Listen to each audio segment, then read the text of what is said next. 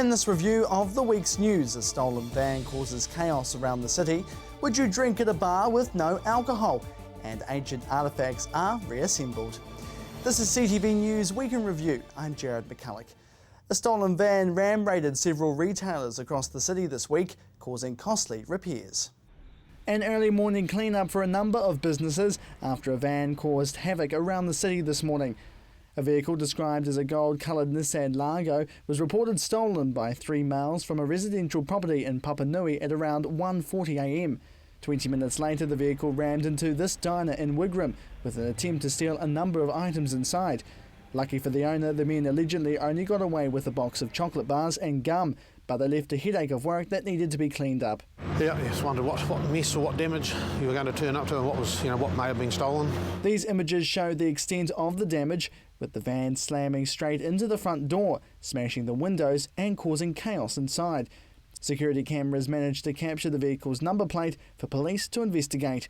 Used the back of this vehicle they'd stolen and just rammed that through the two doors, smashed them open enough to be able to get in, then whipped in, and they were only inside for, I think it was about 47 seconds from when they first walked in until they went out. I assume they were obviously looking for cigarettes or tobacco. They didn't find any. They grabbed a few handfuls of some chocolates and some chewing gum and bits and pieces, knocked a stand with all our sunglasses and bits and pieces over as they were leaving, and then you hopped in the car and drove off. And although they got through the front door, they tried to leverage open another door, but were unsuccessful. Picasson says he's hopeful police will find the offenders. We're about to hand that information over to them, and hopefully with some of the pictures, even though the guys had a bandana on around his face, one had a hoodie on, there's still probably enough identifiable features there if someone knows who they are to be able to identify them. He says he's owned the diner for 10 years, being burgled a few times before over the decade, saying it's an unnecessary stress. Well, it's bloody frustrating. I've got a lot more things to be doing, on a Wednesday morning. Plus, you don't need to be getting woken up at 3 o'clock in the morning for that. But I suppose we're pretty lucky in some ways that we haven't had thousands of dollars worth of property stolen. But the frustration continues with the cost of a new door. They've taken that away to try and straighten it out as much as they can, and they'll put some heavy plywood on both sides of it to secure it up. So because of with all the workload on with the rebuild, we're just going to have to go in the queue for making a new door and new frame. So that could be 4 or 5 weeks, unfortunately. But it wasn't so lucky for another Christchurch business across town in St Martin's, where this fuel station was also broken into shortly after 2 a.m. The manager of the fuel station didn't want to appear on camera, but told CTV News he was called by police early this morning about the incident, coming into work to find the front door of his business shattered and the other door dislodged. The 3 suspects made off with various items, allegedly taking a large quantity of cigarettes. Canterbury police are now looking for a van similar to this model, with registration number CPB29, and are urging the public who may have seen the vehicle or have any information to contact the Christchurch Central Station on their main line 03 363 7400, or alternatively they could make an anonymous call to Crime Stoppers on 0800 555 111. Police say investigations are continuing. They're growing in popularity, reaching record heights in sales, and now drone restrictions are needed to keep everyone safe. But what does one local retailer think? They can take some amazing footage from above, the landscapes of Canterbury or even the inner city and the rebuild. But these drones will soon be seeing some new operating rules. There's been a large number of these aircraft sold throughout New Zealand and in the region as well. Ian Goodwin is one of the biggest suppliers of the flying devices and says he's flat out with sales. The increase has been pretty phenomenal, that we're outgrowing this building and staff and things. So they're still increasing month by month, so about a 10 or 15% increase every month in sales. But starting next month, things will be a little different in the airspace world, with new regulations being introduced around their use, something Goodwin welcomes. Well, it's really good that these new regulations are coming in because it will actually give a more comprehensive rule base around the drones. At the moment, there's just a basic pamphlet from CAA, which is with every drone that we sell, but they are quite limited drones, quite old rules based from model aircraft quite a few years ago. Late last year, the Civil Aviation Authority was working on new regulations for drone users, asking people to have their say on the new rules. The current regulations under unmanned aircraft operations don't quite cover the latest craze of technology that can fly even faster than model planes from 10 years ago. At the moment, if you just fly in your backyard, you could be breaching the current rules. But in the new rules, they're going to have, if you are not above any shielded buildings, so you can be shielded by the building. So as long as you don't go within 100 above the buildings that are in the vicinity or trees, then that's legal now, which is an obvious thing to do. So a lot of it's just common sense rules, and it's just making it so they can clamp down on any rogue flyers out there. But another issue was around privacy. The locals concerned about the drones flying above and seeing into their private properties. However, Goodwin says the new regulations will outline what can be done and shouldn't be a concern to the public. That's good that it's going to be defined exactly what you're allowed to do and how you won't do it, and maybe alleviate some people's fear and paranoia about the drones, because they are very wide angle cameras on them. Normally they don't have any, or they have no zoom feature whatsoever, so it's very wide angle, you can't really see anything anyhow.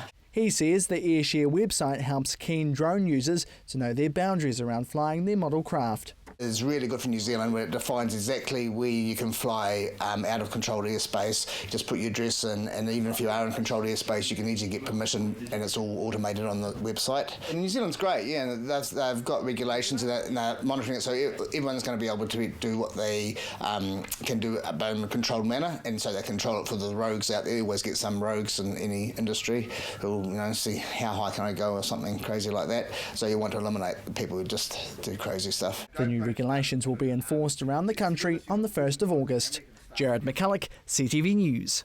First it was asbestos, now there are growing concerns rebuild workers have been exposed to high amounts of silica dust. Here's Chelsea Daniels. New research now shows Christchurch construction workers are exposed to high levels of silica dust. Concerns have been raised during the post-earthquake rebuild of Christchurch. The dust, if inhaled, causes the lung disease silicosis, which inflames and scars the lungs. The study was commissioned by WorkSafe New Zealand and suggests that action is required to reduce silica exposure in New Zealand. There's too much dust exposure to workers in construction when dealing with concrete drilling, cutting, grinding, that sort of thing. And that in that dust, there's too high a concentration of silica. That silica is not good for your health, it's not good for your lungs, and it's not good for other parts of the body. He says that there is a huge lack of knowledge of the risks of silica dust, as opposed to the widely advertised effects of asbestos. The similarity in outcomes is that they both damage the lungs, they can both cause lung cancer, and they can both cause lung disease, in one case what we call silicosis, in another case what we call asbestosis. They're slightly different, but they end up causing people to become short of breath. The main sources of excessive exposure have been shown to occur when using concrete polishers and grinders. High exposure levels are associated with other tasks including cutting concrete, drilling, crushing and cutting linear board. So, what can be done to prevent it? Safer methods of work, particularly wet methods of work and local exhaust methods where appropriate, and using proper respiratory protection. If all of these things are put in place on a regular basis, then there should be no significant concern. Chelsea Daniels, CTV News. Still to come, would a non-alcohol bar work in Christchurch?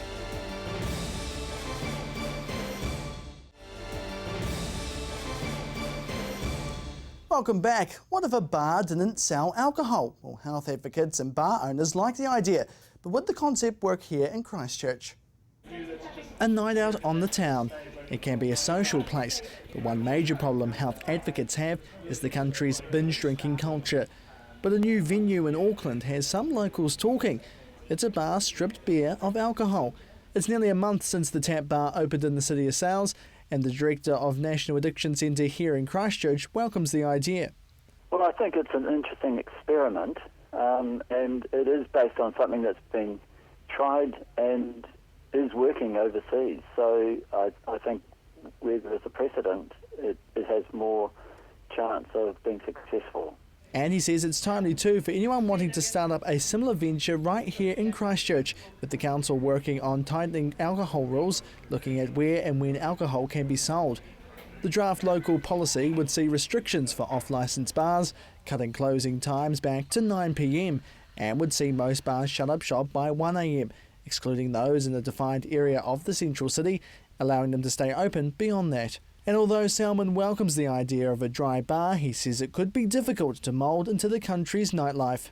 In New Zealand, very much got the idea that going out, having fun, requires drugs in order to have fun. There's a mantra in New Zealand, life can't be enjoyed without alcohol. And so an alcohol-free bar goes against the grain, it goes against the social norm. However, one Christchurch bar owner says she likes the idea. They're sort of becoming quite fashionable, I think, and I quite like the idea of it. I think a bar's all about hanging out with people and having a bit of a laugh, so why not? You know, you get vegetarian restaurants. She says it would come with its challenges though, especially in a city that's trying to rebuild itself. One of the things that Christchurch struggles with is rebuilding a really vibrant nightlife in the central city. So I think that a non-alcoholic bar would actually struggle to find enough people.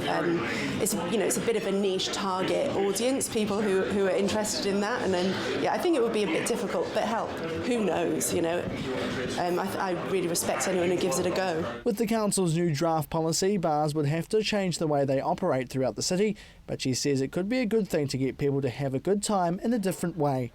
I think that the message that comes out that you don't need to have alcohol to have a good time is awesome, and I totally get that and I agree with it. But for now, she believes the concept wouldn't work too well, though time would tell.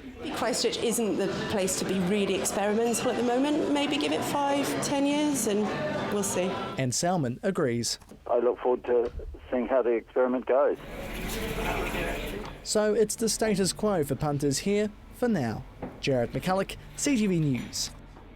Is the city's east more likely to lose residents if coastal flooding increases? The council is being urged to act before it's too late. Members of communities affected by the Coastal Hazards Assessment Report are urged to get involved, with public seminars being held all down the Christchurch coast. The report was presented to Council earlier this month and detailed the effect of sea level rises and climate change for the next century. It suggests that many areas of coastal Christchurch and Banks Peninsula will see coastal erosion over the next 50 to 100 years.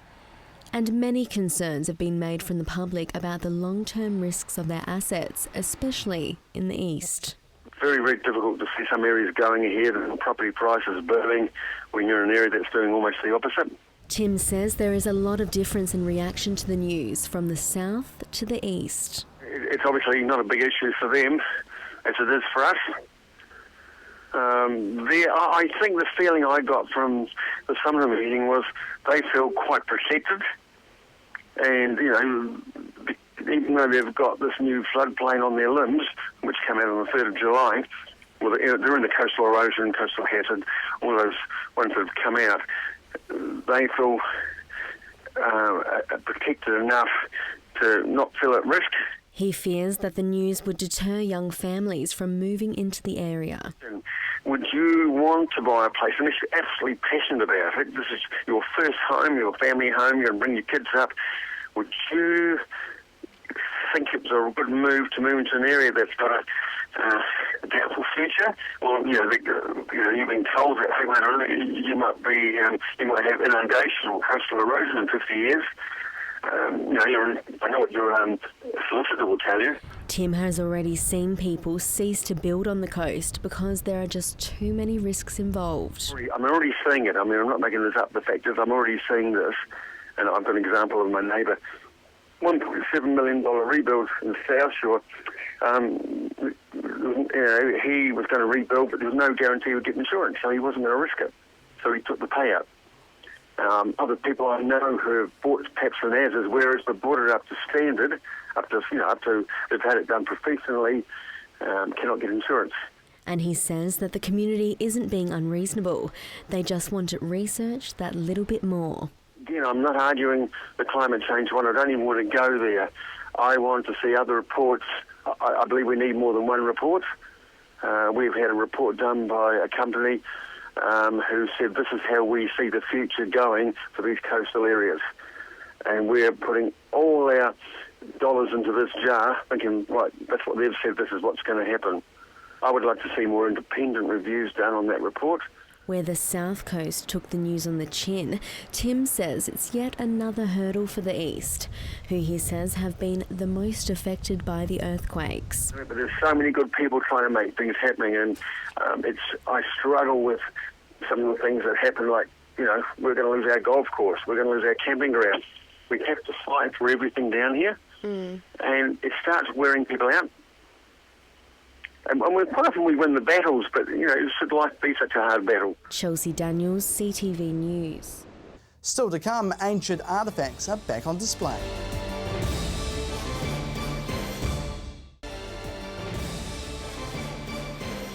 Welcome back. A collection of priceless artefacts will be on display for the first time since the earthquakes. Here's Chelsea Daniels.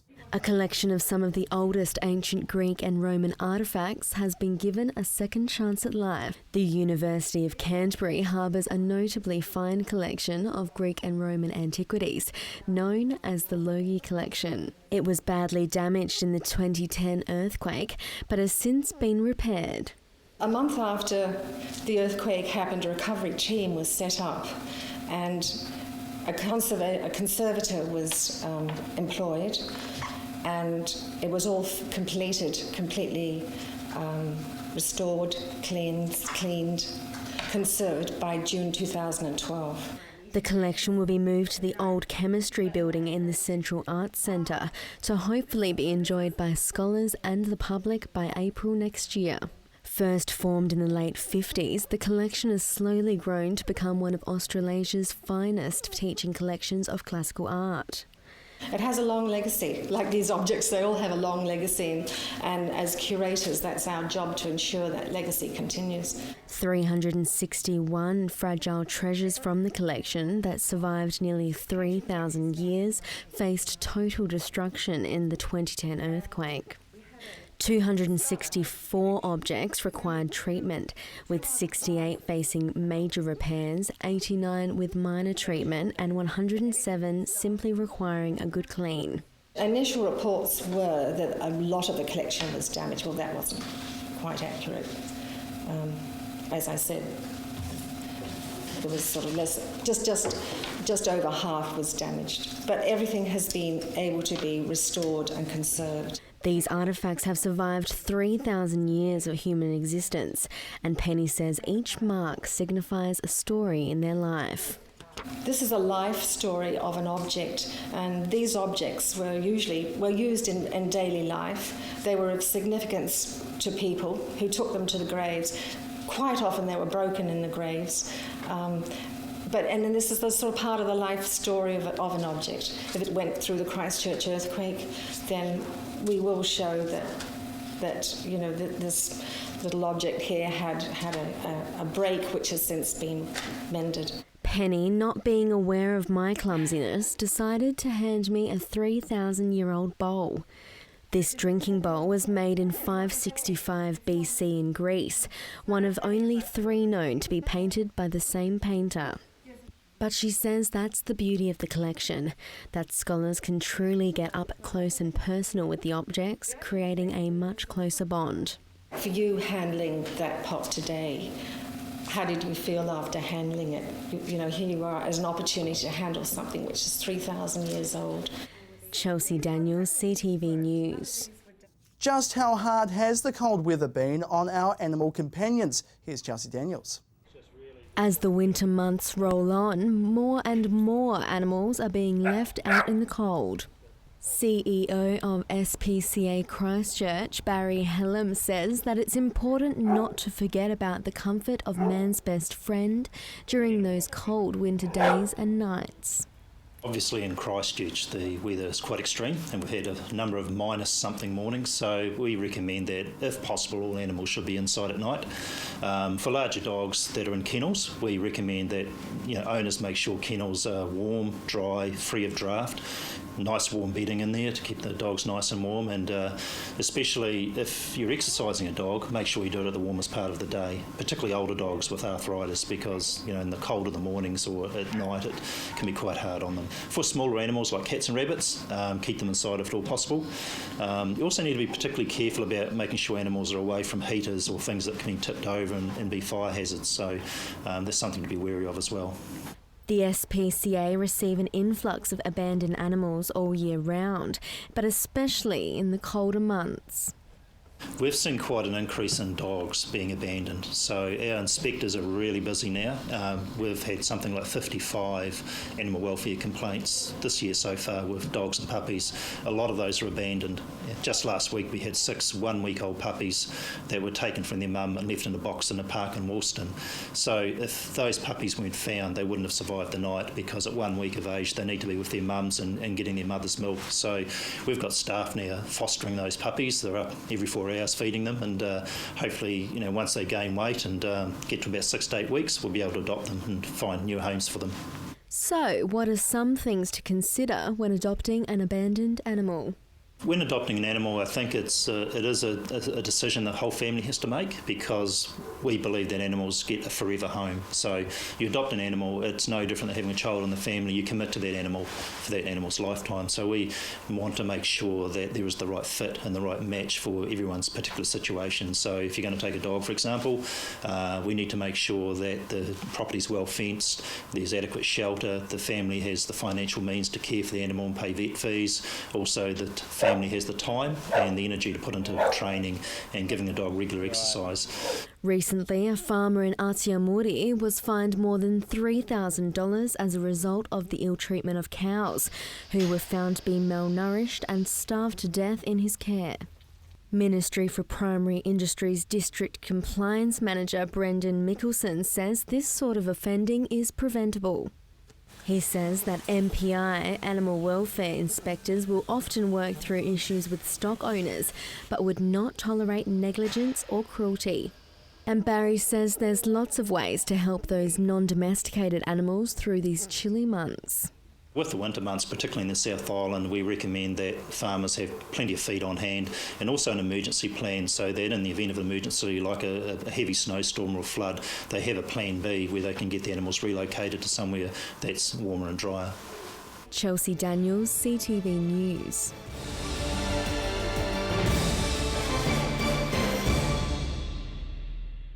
Supporting local content so you can see more of New Zealand on air.